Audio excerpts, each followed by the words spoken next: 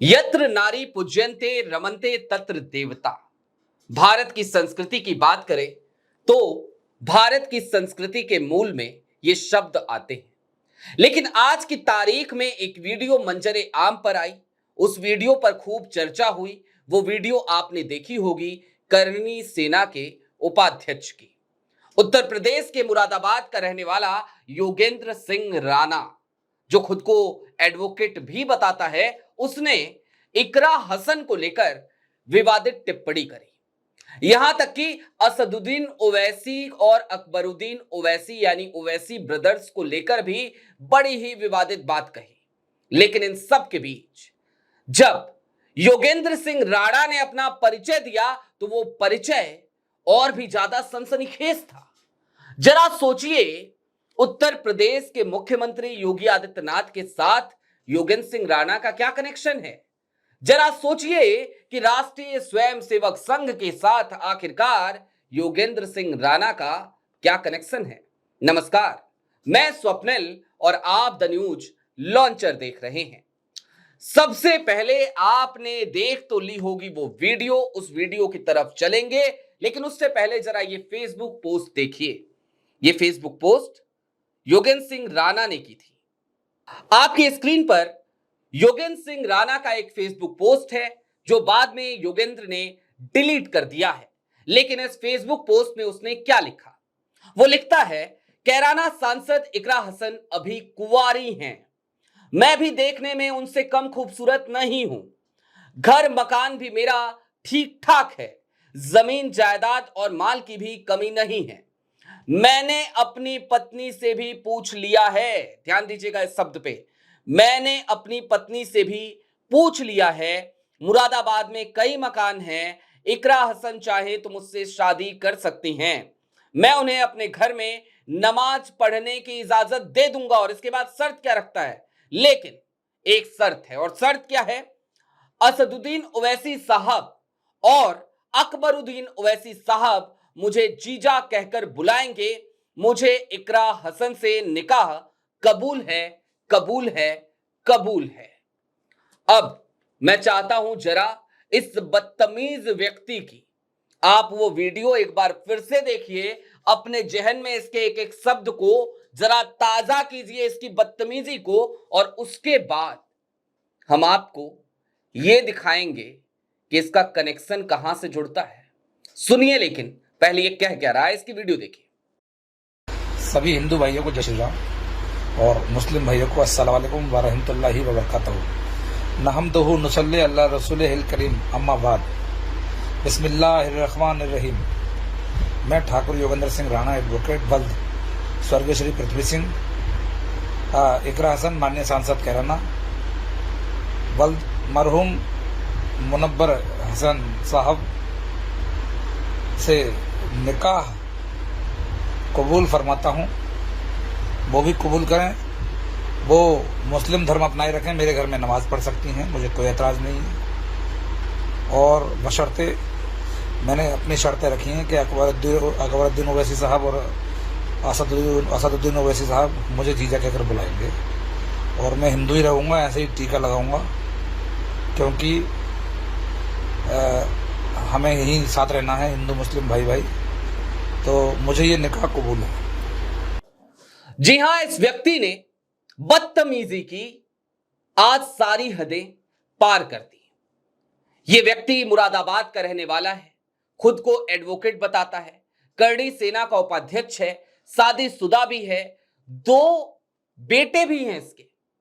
और उसके बाद ना जाने कौन सा फितूर इसके दिमाग में सवार होता है, ना जाने किस तरीके की घटिया मानसिकता है इसकी कि इस तरीके की विवादित टिप्पणी आज एक चुनी हुई सांसद के प्रति करता है।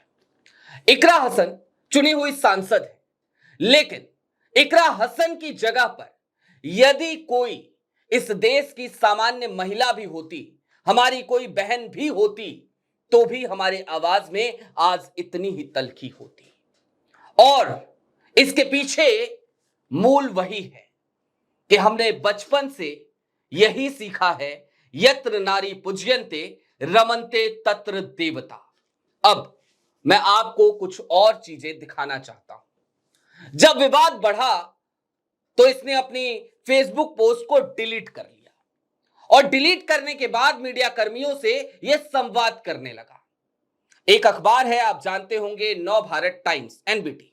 नव भारत टाइम्स से जो संवाद योगेंद्र राणा ने किया है, जरा उसका एक हिस्सा देखिए। विवाद बढ़ने के बाद राणा ने यह पोस्ट अपने सोशल मीडिया से हटा दी, लेकिन उनका कहना है कि वो डरने वालों में से नहीं है। जाहिर सी बात है, इस तरीके का बदतमीज व्यक्ति जो ना तो किसी और की आबरू की परवाह करता हो ना अपनी, तो फिर भला वो डरेगा तो क्यों डरेगा? बेआबरू व्यक्ति। कहता क्या है ये? राणा ने खुद को आरएसएस से जुड़ा हुआ बताया। जी हां, संघ से जुड़ा हुआ खुद को बताया, आरएसएस से जुड़ा हुआ खुद को बताया। इसके आगे उसने क्या कहा? उन्होंने कहा कि रोज शाम को शिवाजी के नाम पे, छत्रपति शिवाजी महाराज के नाम पर, जिन्होंने महिलाओं की अस्मिता की हमेशा लाज रखी, जिन्होंने हमेशा महिलाओं का सम्मान किया, वो शिवाजी, उनके नाम पर यह राष्ट्रीय स्वयंसेवक संघ की शाखा लगाता है। और ये यही नहीं रुका, इसने आगे और बताया, अपने बारे में और भी भेद खोले। क्या कहा इसने? राणा ने यह भी बताया कि वो बचपन से ही शिवाजी, बाला साहब ठाकरे, उमा भारती, अशोक सिंघल जैसे हिंदू नेताओं से प्रभावित रहा है। यूपी के मुख्यमंत्री योगी आदित्यनाथ को अपना गुरु और इष्ट देव मानता है और इसका मानना है कि आज की राजनीति में हिंदूवादी विचारधारा का पतन हो रहा है, जिसे वो जीवित रखना चाहता है। अब यहां पर थोड़ी देर के लिए ठहर जाइए। हालांकि सपा प्रमुख अखिलेश यादव ने भी एक टिप्पणी दी है, वो टिप्पणी भी आपकी स्क्रीन पर है। अखिलेश यादव ने भी लिखा, नारी वंदना केवल शब्दों में नहीं, व्यवहार में भी होनी चाहिए। लेकिन अब जरा सा ठहरिए और कुछ चीजों का विश्लेषण कीजिए। योगेंद्र राणा की मानसिकता क्या है? योगेंद्र राणा जैसे नफरती लोग इस समाज को, इस देश को किस दिशा में ले जाना चाहते हैं? और इससे भी आगे की बात यह कि आखिरकार योगेंद्र राणा जैसे नफरतियों का इलाज क्या है? एक चुनी हुई सांसद पे इस तरीके की टिप्पणी करने के बाद भी वो मीडिया को अब तक लगातार इंटरव्यूज दे रहा है और हालात ये है कि उत्तर प्रदेश की पुलिस हाथ पे हाथ रख के बैठी है। और अगर बैठी है तो क्यों बैठी है?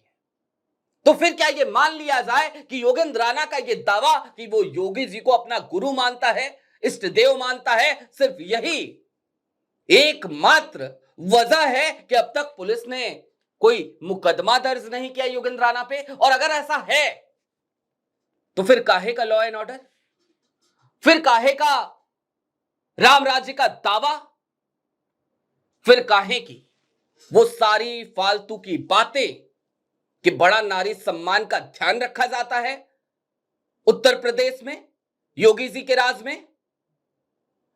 अपनी राय कमेंट बॉक्स में जरूर बताइएगा। लेकिन हां, चलते चलते एक निवेदन जरूर करूंगा। ऐसे लोग जहां कहीं भी आपको अपने आसपास में नजर आए इस तरीके की बकवास करते हुए, तो उनको तर्क के आधार पर, तर्कों के साथ जवाब जरूर दीजिएगा। अभी के लिए दीजिए इजाजत। देखते रहिए द न्यूज लॉन्चर। शुक्रिया।